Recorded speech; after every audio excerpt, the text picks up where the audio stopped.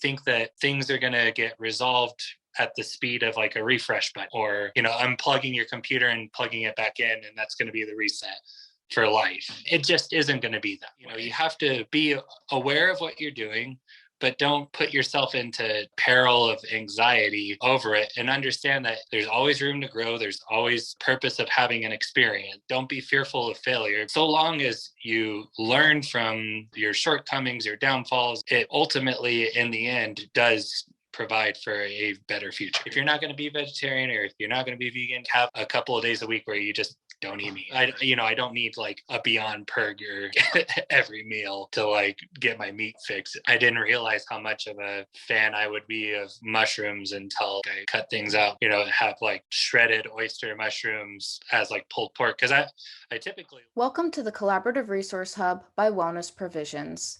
We're bridging the gap between mental health, wellness, and rock and roll. I'm Amy McBride, owner of Wellness Provisions, the most badass wellness business.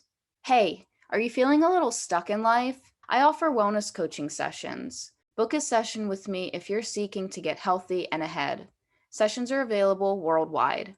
And check this out. Wellness Provisions supplies rock and rollers with high-quality supplements. We've simplified your shopping experience and given you a trustworthy place to go where you can essentially shop blindfolded. And did you know all our Collaborative Resource Hub interviews air on YouTube as well as all major podcast platforms? Subscribe to stay in the loop. Go immerse yourself in the full Collaborative Resource Hub experience over on our website. You'll have access to helpful resources that will inspire and educate you. So let's inspire each other. If that guy did it, so can you.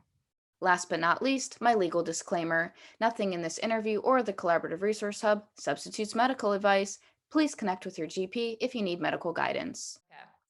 Scott with Potato Pirates, how are you? I'm doing well. How are you doing, Amy? I'm good. I'm hanging out. I'm good.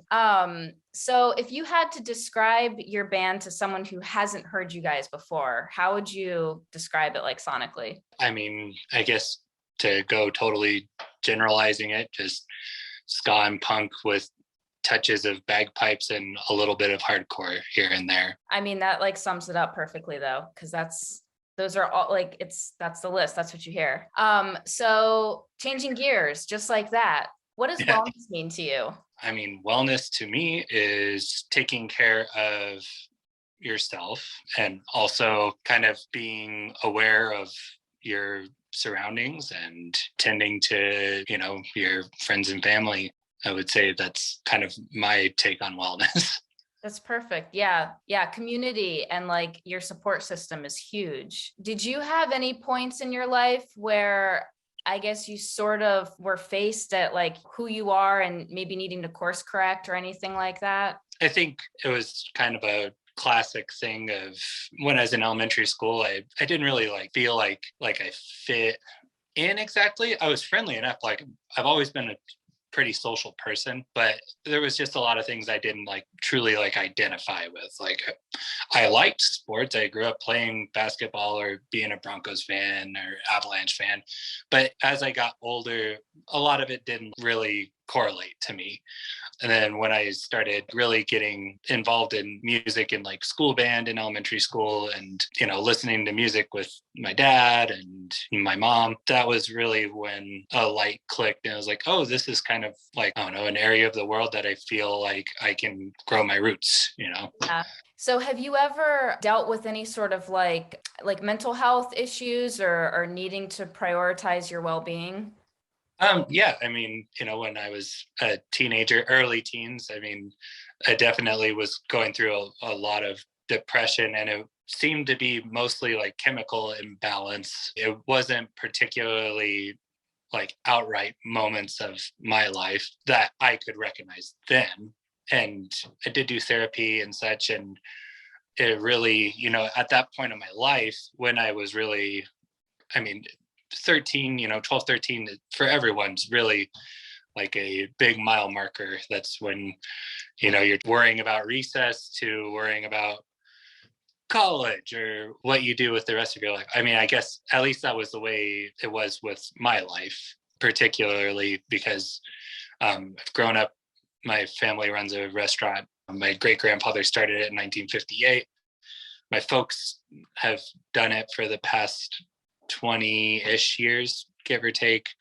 And them taking that on, they took that on right around when I was 11 or 12. It was a hard time in the house because I think my folks, they wanted to hit it head on, but they didn't kind of factor the equation of how do we separate being spouses and business partners, and how do we make it kind of less chaotic. I would say, like, from middle school to high school, it was very, very hard for them when I was that age range, I guess. And it was really hard to see them go through what they went through. I resented the business a lot for a lot of years for it, even though, that's really been my primary job most of my life, is helping my family with that. And that also, like, later on, once I joined the band, that helped me a lot with touring and having flexibility on that front. So coming full circle, even though it was a thing of like really despising it as a teenager, I realized that we all needed each other, and it was a valuable thing that we had the business there for us, and still to this day. But it's not a thing that needs to particularly continue forward. We've all accepted that at this point in our life. I don't know how your parents lasted that long. Plus, well, because you mentioned, them balancing being, spouses plus business owners together, but they also had to be parents.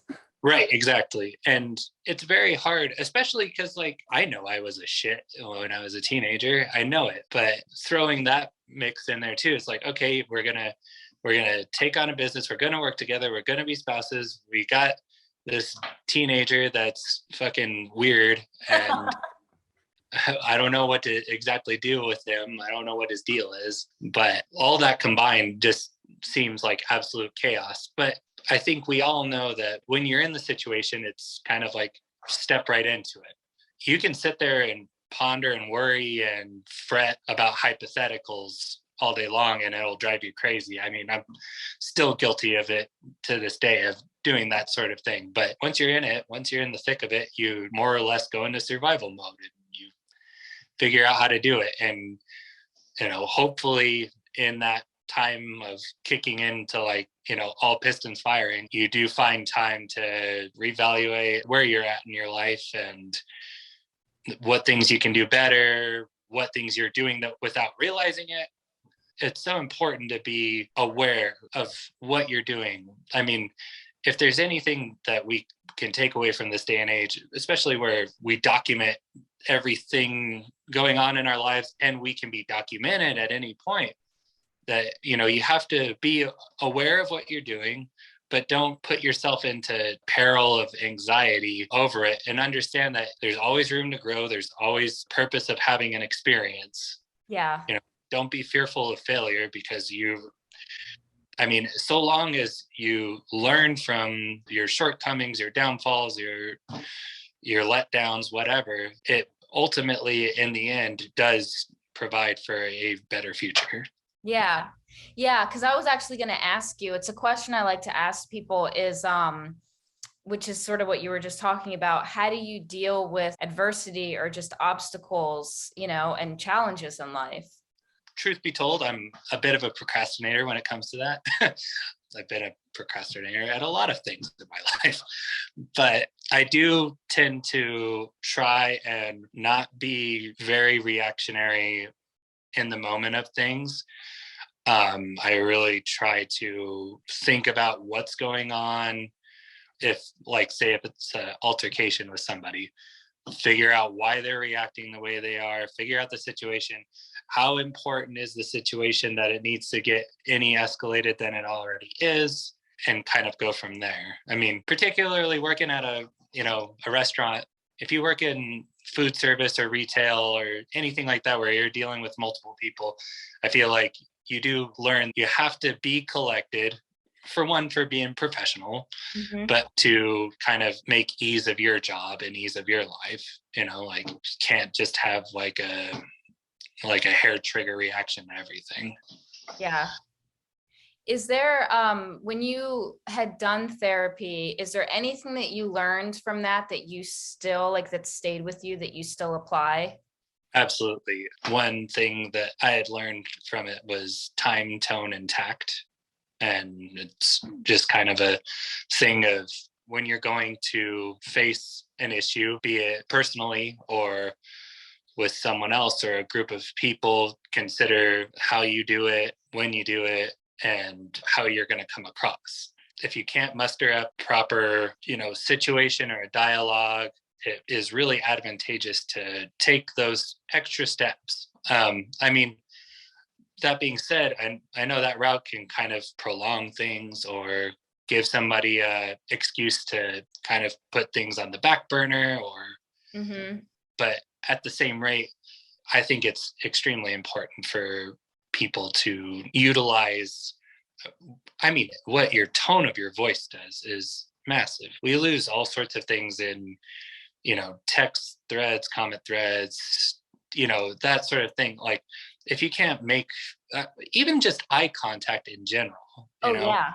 I mean, if you watch a performer or actor, someone, I guarantee if that person is even making eye contact with a crowd, in my opinion, it really puts forth more energy than like running all over a stage, doing a dance sequence, something really elaborate, and over the top.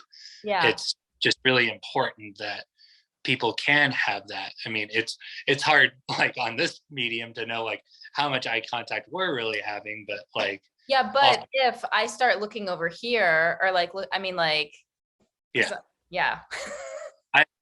I know I have like a lazy eye too, so like I get like self-conscious and this like sort of thing where I'm like, is it like kind of trailing off right now in the conversation? Like I've had 2 eye surgeries when I was 2 and 9 because my eyes used to go like that. And then they had to reel the eye muscles in, and it took 2 surgeries to do that.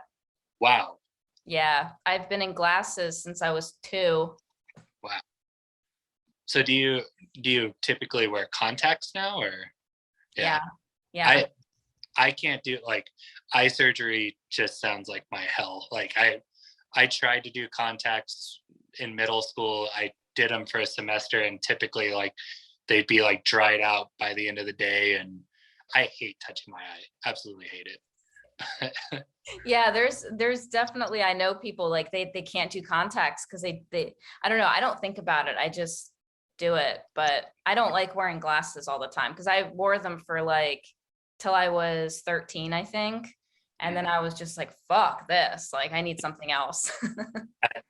That I was the exact opposite with contacts. I was just like, nope. And I think like glasses too, like they give me something that like I need to do. Like I need to put them in and deal with like having my glasses arms in my peripheral, like instead of forgetting about my contacts. Like I remember one time when I was putting it in, like it folded over and like went in the back of my eye and like I freaked beyond all belief. I was like, it's going up to my brain. Like as if like a plastic contact's going to do anything. But I don't know. I just had that sort of paranoia, I guess. I don't know. I need something like this in my life.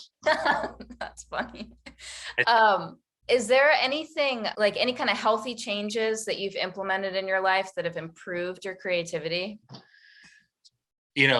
One thing for sure, I think has been, became vegetarian 4 years ago. My wife helped me out with that. Mainly the majority reason of doing that was I was just generally unhealthy. At 27, 28, I felt chest pains. I felt like crap. I had the meat sweats. Like she's been vegetarian for probably 17, 18 years, I think now, or something around there, far, far longer than I have. And I mean, myself feeling personally better on a health level has significantly impacted even just how I go about the day, rather than, I don't know, like I would be in terrible habits, especially like there was about 4 years that I was working 7 days a week, just kind of no end in sight. And I would just, I'd have a bacon breakfast burrito for lunch. I'd have a burger for dinner. And then just like take on the rest of the animal kingdom, like by the night. And, like, I don't think that everybody needs to be vegetarian, vegan, that sort of thing. Like, I think as long as you're making conscious efforts for yourself, I do think it's important to, even like, if you're not going to be vegetarian or if you're not going to be vegan, like, have like a couple of days a week where you just don't eat meat. Like it's no big deal. And it doesn't, I mean, like, because I find it interesting, because there are a lot of people who have, I mean, because I eat meat, and I opt for sustainable like choices with meat and pastured animals and things like that. But like, you don't need it with every meal, and it's interesting that a lot of people, they think they have to have it with every meal, and that you don't. Oh, I mean, I'd go 2 weeks of no meat, and by the end of the 2 weeks, I would sit there and thought I was like grasping onto the last strand of life, and I was like, like I gotta just have like a pork chop or something. And then now I don't care. Like I could care less about having beef, pork, chicken, anything like in my life. Yeah.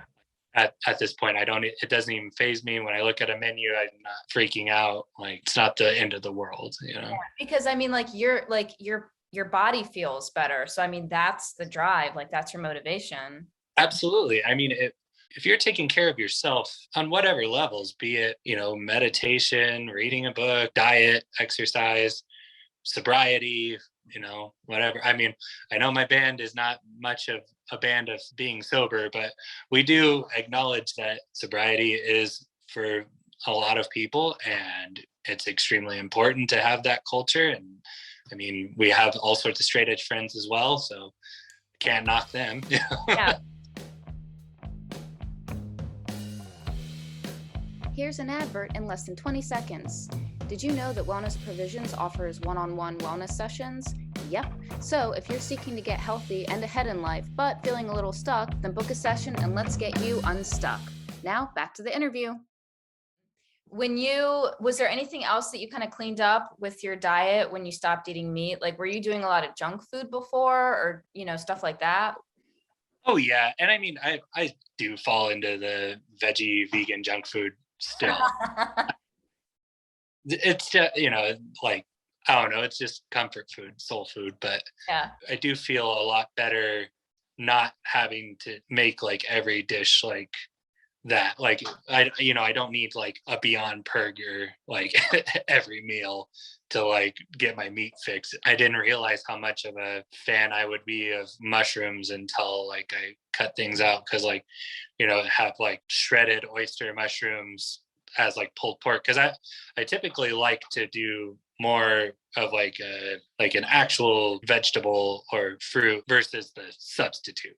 Yeah. Don't get me wrong, I'll eat all the fake meats and tofu all day long, but I love having like shredded mushrooms for like a pulled pork sandwich, or something like that. It really, like, it broke it down where I understood what flavors I liked versus that it was meat. I liked going and having like a steak with mushrooms and garlic on it.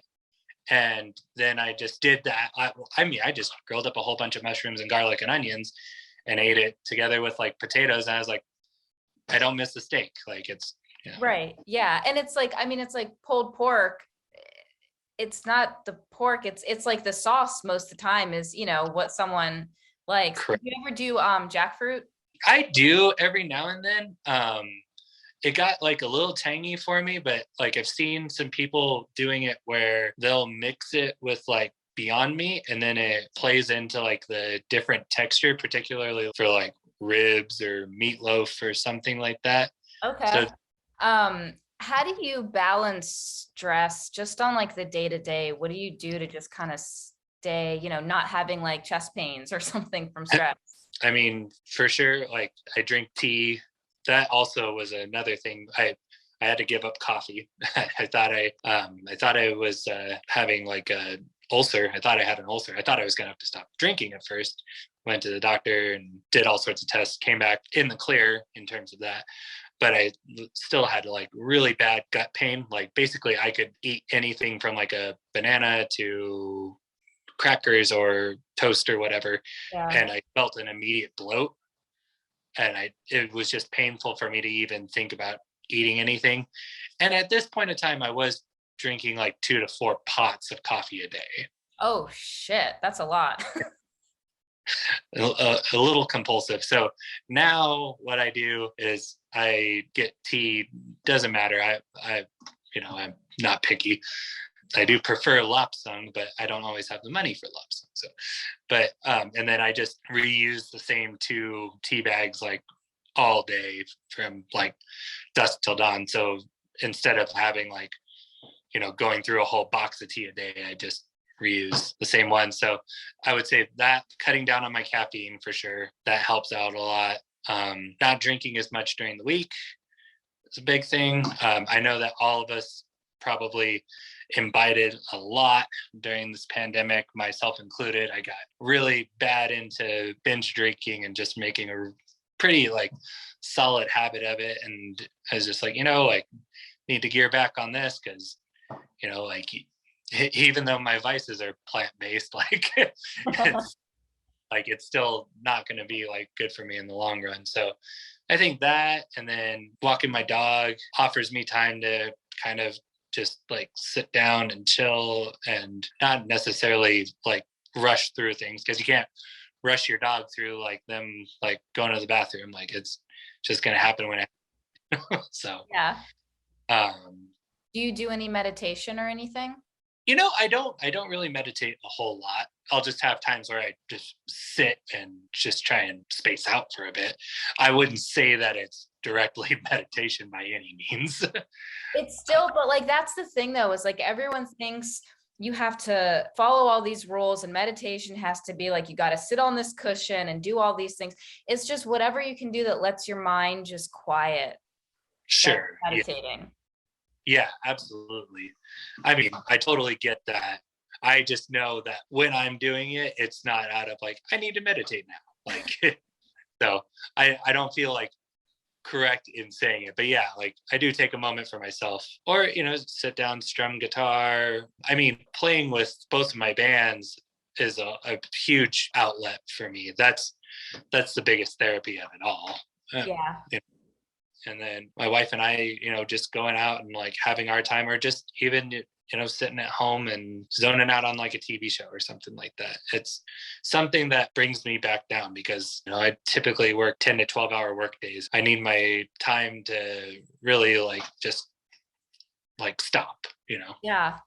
Yeah. Like strictly. So, but that's what I typically do for myself, is try and be mindful of what my body's intaking and to what extent I've used my body that day and how I need to recharge. But I mean, the hugest thing that probably parallels right alongside music is we like to go hiking a lot, and we like to be out in nature. And I mean, even if we have a huge off-leash dog park right by our house, like a 5-minute drive, and it's like a 60-acre off-leash dog park. Oh my gosh.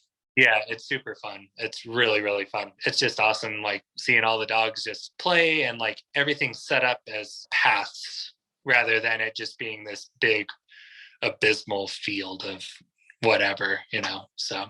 That sounds awesome. Yeah, it's really cool. It's really fun. Do you ever, like, if there's been so many days where like you guys haven't gone into nature, can you kind of feel like when you like missing, the sunshine and missing just the stillness of mountains? Do you feel it? Oh yeah, absolutely. I mean, especially once we finally like get back into it. And we're both early risers too. I mean, we'll start getting ready for a hike at like 3:30, 4 in the morning. And oh my God, that is early. Yeah. Well, I mean, it really helps. You get there, you get to the trailhead early enough. You kind of beat the rush, particularly, I mean, with the pandemic, all the trails were just parking lots for the majority of like it. So, you did get up earlier, and then there is people like, I feel like when we would encounter people earlier in the day or later into like the evening, have the better, I'm gonna just sound like a hiking fascist, but better hiking etiquette, just like general, like, hey, how's it going? Or, oh, hey, there's, XYZ thing like going on. Here's a heads up, that's kind of like a huge thing. I mean, even at the dog park, like you tend to have like better, more observant owners earlier in the day or later in the evening rather than at the peak of the day where you just have a higher likelihood of running into someone that doesn't give a fuck. I don't know, like just a bunch of amateurs. I mean, I don't want to like come off as like I'm a professional hiker, like, because that just takes the piss out of it. But it's one of those things of like people just going into nature and carrying around a Bluetooth speaker with them through the woods, and you're Oh my like, God, I know, right? you're like, no, like you don't need to do that, or you don't need to like try and like. There's times that we've gone on hikes where like the weather is rolling in hard and we're coming down the hill and you see a big group of people or a family coming up and you're like, hey, like that's, weather's really coming in hard. We saw like lightning or something or whatever. And they just like keep on trekking up and it's like, no, like you're setting yourself up for just like not a good time, and then like people just blow us off. There was like a time that we ended up being really close to a moose that ended up being like 20 feet away from us and we just didn't realize it, and just trying to respect our surroundings because you don't want to spook a moose. And like we had our previous dog with us and we got out of the situation fine. It's just intimidating, and going back down the trail, like you try and like give people a heads up if you see them, within a general area that you were like, hey, there's wildlife ahead or whatever, and they're like, oh duh, we're on a hike. It's like, sure, go for it. There was like recently a story of someone's dog getting trampled by a moose like this past week on a trail. And it's just, being aware of things, being aware of your surroundings. Yeah. Yeah. I mean, people can't even manage that like in the grocery store. So and that's the same thing. Like if you go anywhere earlier, it's not that the culture of the person is typically going to be more aware or more, I don't know, with it. But, if you have less amount of people in an area at a certain time, you have less likelihood of dealing with bullshit. Statistically, that's exactly right. Yeah. Like, so do you have a quote that you like a lot? yes, it's a quote from the Mighty Mighty Boss Tones. It's the good are good without reward. From the Everybody's Better. I think that that's such an important quote or thing to live by. I'm sure they're not the first to say it, but I think that it's very important to remember that just because you go out and do something good or do the right thing doesn't mean that you're going to get it in return or reciprocated or make that impression on somebody. You do what you feel is right or correct or comfortable because because you believe it, because that's what you believe in. And I think that should be, I don't know, on a billboard at some point, just randomly out and somebody can see it, because that applies to probably religions across the board, spirituality across the board, politics across the board. You just go out and be a decent person, and it's just for the fact that you are and you want to be. It's not to be rewarded. It's not to have a Nobel Peace Prize or likes or whatever, Right. I think that's the thing, Yeah, that's awesome. Because so many people, I feel like it happens a lot like in relationships too. I don't know. Oh, if I do this, then I'll get this back. And it's just, it shouldn't be a give take. It's just give, because that's a good thing. Absolutely. And I mean, by far, I think the biggest struggle that people have as an umbrella, I would say for the entire world at this point, is communication.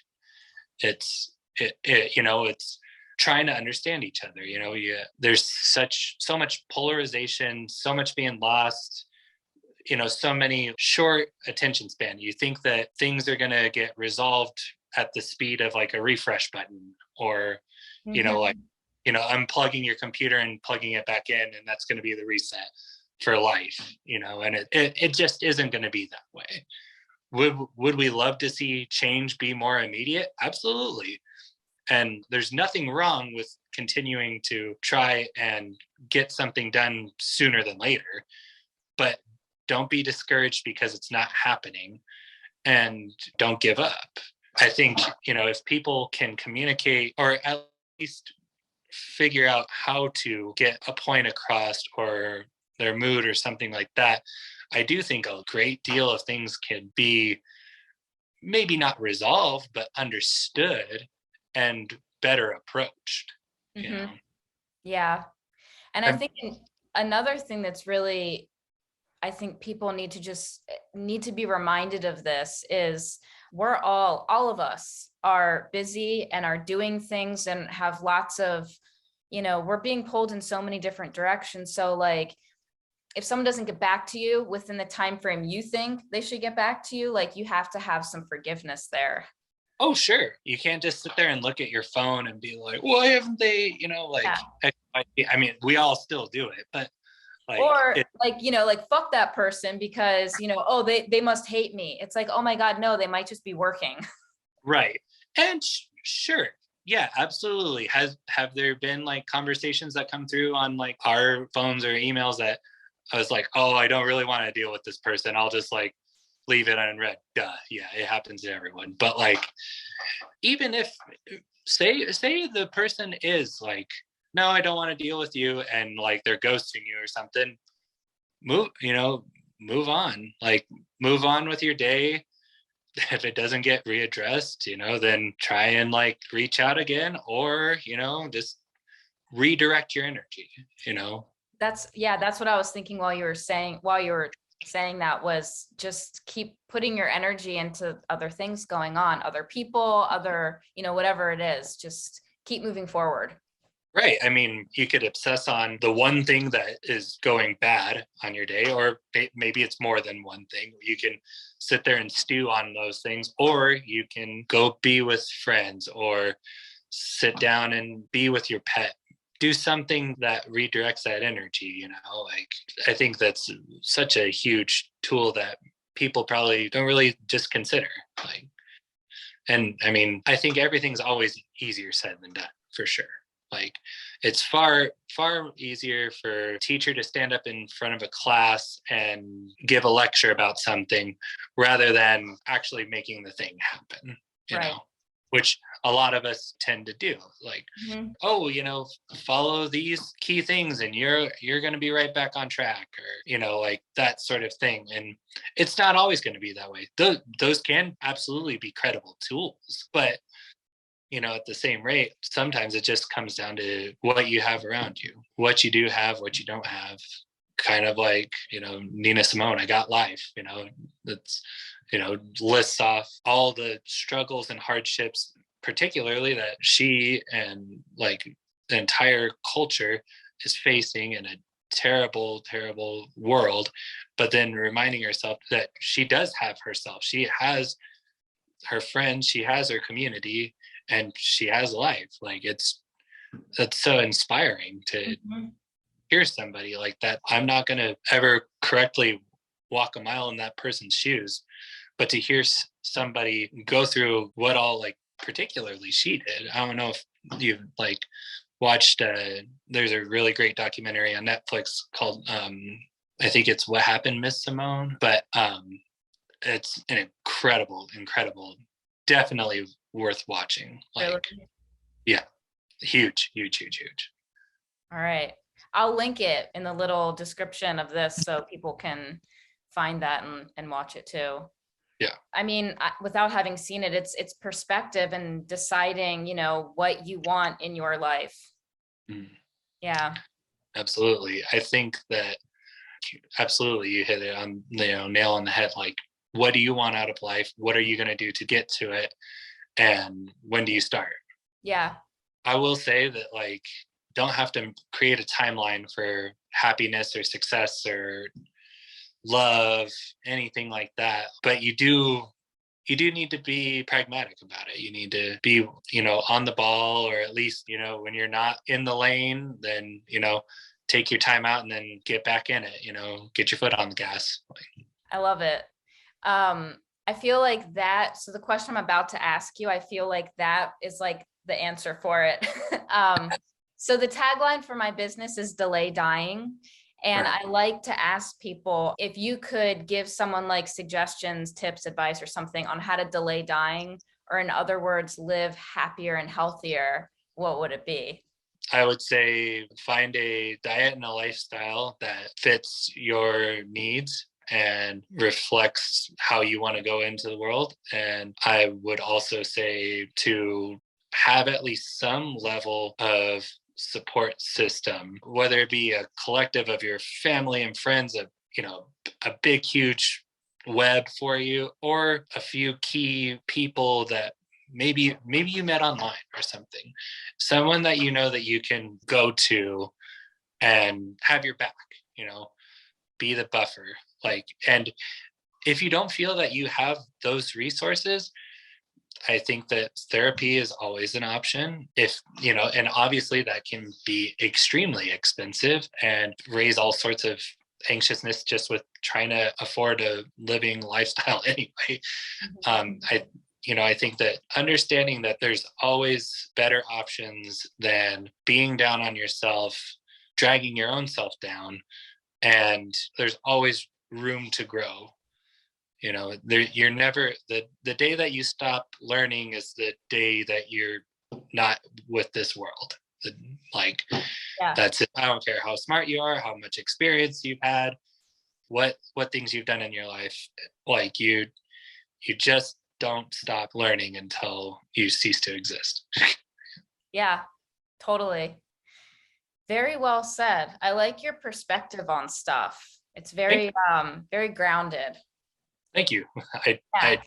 I try to think of things on like a fulcrum. Where is the balance? Obviously you need the weight of the pendulum to keep everything moving, but at the end of the day, it does come back in line. And how does it stay there? How does it react? And how does it keep on moving? You need the momentum of right and left to make it move. And so you need all sorts of levels of input in your life to grow and succeed. I mean, if you want to be treated well in this world, you have to put it out. But there again, just because you put it out in this world doesn't mean you're going to get it back. And if you don't get it back, don't get salty and don't give up on it. Still try and be excellent. That's it. Love and respect, man. That's what it comes down to. Yeah. Do you guys have anything cool coming up or coming out that you want to share on? We don't have anything really in the works for 2022. I'd imagine we'd like to be, we'll still be playing out so long as it's permitted, and likely get back to writing and such. I think that we all have pretty busy schedules individually anyway, particularly now, but it's not to say that we won't probably at least be like writing music or something like that. I'm just not going to say like, oh yeah, we're going to be in the studio or whatever. Yeah. All right, dude, thank you so much for sitting down and chatting and sharing your story and the way you think on things and everything. Thank you. Absolutely. Thank you. It was really fun to do this. Too proud to get help, too great to succeed. When you're barely staying afloat, it feels like you can barely breathe. You put your life into the stream, but the odds are stacked against you, and the